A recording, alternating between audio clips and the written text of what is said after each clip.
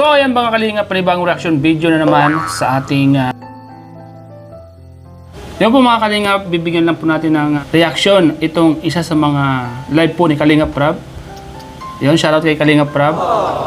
Maraming netizen na atat na magkaroon ng YouTube channel ang Batch 1. Gusto nyo kaagad magkaroon ng YouTube channel ang Batch 1. Hindi nyo po ba alam pag meron kang YouTube channel at lalo pag ikaw ay isang Kalingap Angels at lalo pag ikaw ay binablog pa ni Kalingap Prab, ano po ba ang mga dapat mangyari? Ito po ang pahayag ni Kalingap Prab. Panoorin po natin. Ang Batch 1 payagan na mag-vlog kasi sa dami ng batch nila, deserve naman siguro nila ng channel, lalo na si Joy. Unang Kalingap Libot, si Carla lang. About kasi sa pag-handle ng YouTube channel, di rin naman po yan basta-basta at di naman po lahat nagiging successful. Ano? Gusto niyo po bang i-sacrifice natin yung channel ni, halimbawa, si Joy, meron siyang channel. Tapos, anong nangyari? Ayun, upload siya. Then, bumaba yung views niya. Tapos, kapag binlog ko, wala na rin. Bababa na rin yung views. E then, nangyari, na-sacrifice lugod yung ano niya, yung pagiging viral niya. Diba? Ayun! Narinig niyo po yung mga sinabi ni Kalingap Prab? Gusto niyo na bang magkaroon ng YouTube channel? Kasi tulad nga po ng sinabi ni Kalingap Prab, pag nagkaroon ng YouTube channel, ang isa sa mga Kalingap Angels na binablog pa niya, ay ito yung mga pwedeng mangyari. Nagkaroon ng YouTube channel ang isang Angels. Nag-upload siya, kitang-kita siya palagi sa mga vlog niya. Ano pa ang magiging views kung ang mga tao ay nagsawa na sa kanya? So, napiktuan na lahat. Pati yung vlog ni Kalingap Prab, napiktuan na. Gusto nyo bang mangyari ito? Bago kayo mag-suggest, dapat isipin nyo din paminsan-minsan yung mga pwedeng mangyari. Pero po, yung padalos-dalos ka, pag sinabi mo, gawan ka agad ng request nyo ng YouTube channel, ito yung ayaw na mangyari ni Kalingap Prab sa kanila. Napakagaling at napakatalino ni Kalingap Prab. Kaya sana, huwag po natin siyang pangunahan. Ito po ay suggestion lang namin para kahit paano maliwanagan din po kayo. Pagpatuloy natin. Si Carla naman po, kahit may channel siya, nag-upload naman po siya, ano lang din naman. So magkano lang din naman pong sinasahod ni Carla, napakababa rin naman po ng sinasahod ni Carla. So hindi niyo huwag niyo pong isipin na pag may channel na aangat na rin sila kagad. Ano po? Ayun pala. Kaya pala gusto nyong magkaroon din ng YouTube channel ang iba dahil may YouTube channel si Carla. Kung iisipin po natin, kung titingnan po natin, si Carla po ay bibihira lang mag-upload. Si Carla po ay, napapansin nyo naman, si Roses, siguro sa isang buwan o sa isang linggo, once lang siya mag-upload.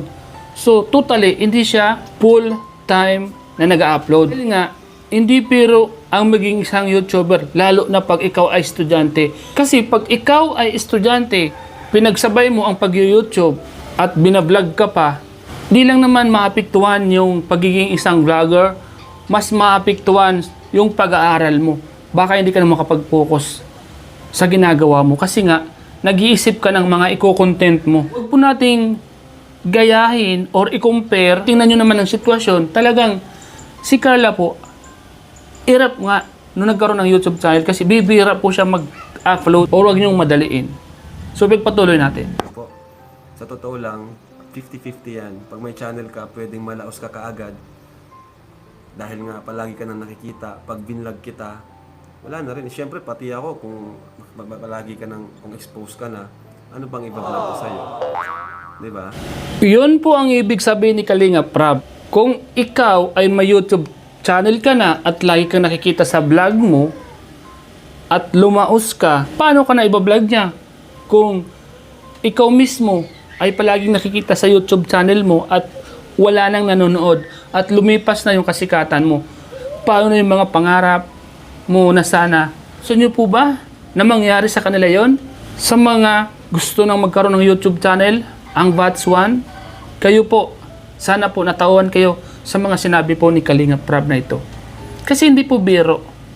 Maraming pwedeng mangyari kung ipipilit nyo po ang gusto ninyo na magkaroon po ng YouTube channel na sa ngayon ay binabalag pa po siya at marami pa pong silang dapat natapusin yung pag-aaral nila, di ba?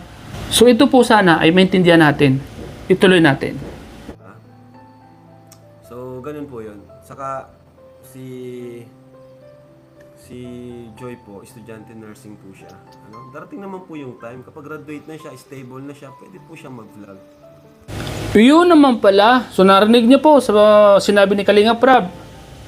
May tamang panahon at okay naman po sa kanya na magkaroon ng YouTube channel sa tamang panahon. Tulad nga po ng sinabi niya, pag natapos na at stable na ang kanyang buhay, wala na siyang ibang iniisip at alam ni Kalinga Prab na secure na, kumbaga, andyan na, may trabaho na, ay kung gusto niya mag-YouTube, so, pwede naman. Di naman niya pinagbabawalan. May tamang panahon ang pag-YouTube. Dahil kung sa ngayon, ay kawawa po sila. Mahihirapan po sila talaga. So yun mga Kalinga pa, sinabi po ni Kalinga Prab na pwede po silang mag-YouTube channel sa tamang panahon. Tuloy natin. Yun naman po yun. Hindi po yung basta-basta na porke vlogger ka is magiging successful ka kaagad. Marami pong inaano dyan, marami pong isinasalang-alang bago ka maging successful na vlogger. No? Number one, dapat creative ka.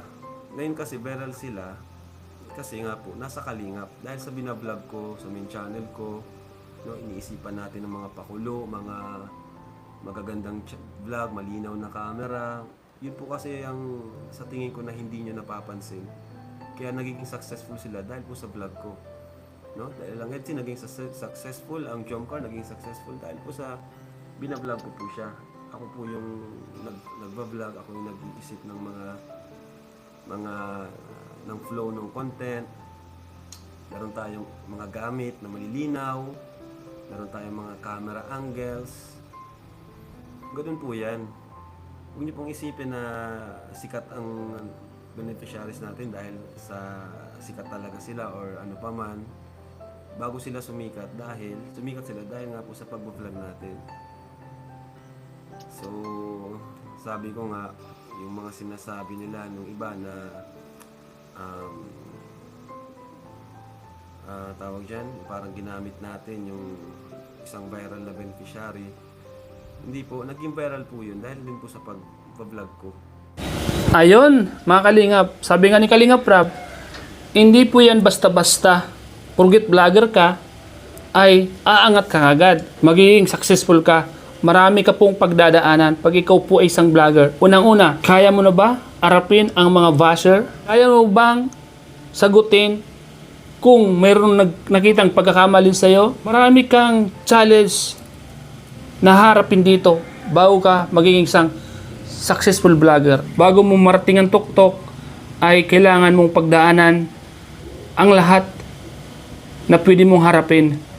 Hindi pwede vlogger ka na lang. Hindi po siya ganun. May mga challenges po dito na kailangan mong lagpasan. Tulad nga ng sinabi ni Kalinga Prab, hindi po basta-basta na maging isang vlogger. Marami kang pagdadaanan dito. So ituloy po natin. Subukan nyo pong ipa-vlog sa iba or kung kanino man, kung magpa-viral.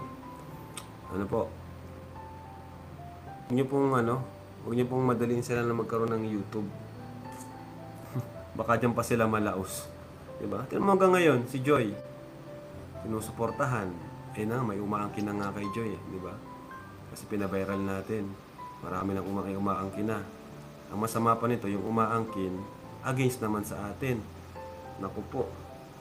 Yun yung mahirap doon. Pinasikat ko,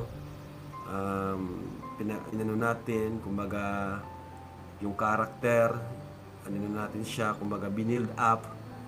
Siyempre, sa tingin nyo, off-cam po, nagbibigay po ako ng mga advice sa kanila, di ko lang sinasama sa vlog. Pero off-cam, sobrang bigay ko ng advice sa kanila. No? Kasi wala naman pong perfecto. Walang perfectong beneficiaries. Pinasikat ni Kalinga Prab sa channel niya, tulad nga ng sinabi niya, pagkatapos siyang pasikatin, ay may umaangkin. Aray ko, pakak. Diba? Yun yung mahirap. Pinasikat mo na, pagkatapos, eto, may umaangkin na iba. Ang mas masakit pa dito, yung mga umaangkin ay against sa Kalingap. Paano na kung hindi yan na i-vlog ni Kalingap Rab at iba ang nakapag-vlog dyan? Aangkinin din kaya nila? Yun yung mahirap dito, mga Kalingap. Paano na? Paglaos na at wala na silang views. Ano kaya? Aangkinin pa kaya nila o bibitawan na? Antabayanan po natin yan. Kaya yun po yung isa sa mga iniingatan po ni Kalingap Rab.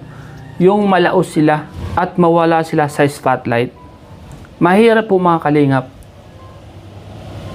Yan naman dahil naging sikat sila dahil po sa pagbablog ni Kalingap Rab sa kanila. Hindi nino pa man. Tulad nga ng sinabi ni Kalingap Rab, kung iba ang nakapag-vlog dyan, makikilala kaya sila. Pag-aagawan kaya sila. Siguro, wala, di ba? Minsan, isipin din natin minsan, yung magiging kainanatan ng lahat. Di ba? Pagpatuloy po natin. So off-cam, grabe ang pangaral ko sa kanila na anong dapat nilang gawin, ano yung dapat na ano nila. Kaya mapapansin nyo si Joy, grabe yung character development niya. Kasi natututo siya, alam niya yung mga dapat niyang gawin. Kasi sinunod niya yung advice ko eh. Sinunod ni Joy yung advice ko na huwag magpatol sa mga bashers or kung kanino man. Laki ng improvement ni Joy. Dahil sinusunod niya si Kalingap Rab. Yun yung maganda. Hindi siya nakikinig sa mga bulong. Kaya kita nyo ngayon, talagang successful ang kanyang career. At iniisip niya palagi yung mga bilin sa kanya ni Kalingap Rab. Isa sa mga lagi nyo tatandaan at ilalagay nyo sa isipan nyo palagi yung magagandang pangaral para hindi kayo maliko, hindi kayo maimpluwensyahan or maakit ng mga taong andyan lang sa paligid, naghihintay na kayo ay wakwakin, di ba? Nakinig siya sa mga payo ni Kalingap Rab. Pagpatuloy po natin. Number one example dyan si Jack, yung asawa ko. Ni minsan di yan sumagot sa basher. Pero di ko siya in-advise hindi ko yan pinagsabihan. Talagang ganun lang talaga siya. Kasi sabi niya sa akin, hindi naman kailangan sagutin yun kasi unang-una, mas kilala naman niya yung sarili niya. No? Hindi niya kailangan ipagtanggol sa iba yung sarili niya kasi balang araw makikita naman ng mga manunod at mapapansin nila kung ano talaga siya. Parang ganun. At ang importante sa kanya, kami yung nakapaligid sa kanya na alam namin kung ano talaga siya. Parang ganun. So, yun yung in-advise ko din kay Joy. Ayun! Narinig natin po mga Kalingap. In-example na ni Kalingap Rab si Ma'am Jack. Hindi siya nakikinig or hindi pumapatol si Ma'am Jack sa mga basher. Dahil alam ni Ma'am Jack at kilala ni Ma'am Jack kung ano siya. Tama naman. Bakit mo papatulan sila na alam mo naman sa sarili mo na wala kang ginagawang masama? At alam mo sa sarili mo na tama yung ginagawa mo. Isa sa mga good example po si Ma'am Jack. Yun yung dapat nating pamarisan. Alam mo sa sarili mo na wala kang ginagawang masama at may mga pumapatol sa'yo at nambaba sa'yo. Bakit mo sila sasagutin kung alam mo sa sarili mo na wala ka naman ginagawang masama? Para walang gulo, wag mo na lang sagutin. Pag di mo sila sinagot, tapos. So ayun po mga Kalingap, maraming salamat po sa inyo lahat, sa lahat po na nanood. Sa reaksyon kong ito mga Kalingap. At sana po, nakapagbigay tayo ng aral, nakapagbigay tayo ng advice sa ating mga manonood mga Kalingap.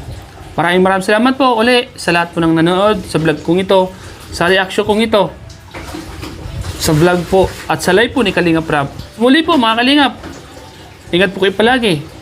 Salamat po kay Kuya Val, kay Ate Edna, at kay Kalingap Rab, kay Ma'am Jack. At sa lahat ng mga viewers po natin mga Kalingap. Maraming salamat po sa inyo. Ingat po kayo palagi. God bless po.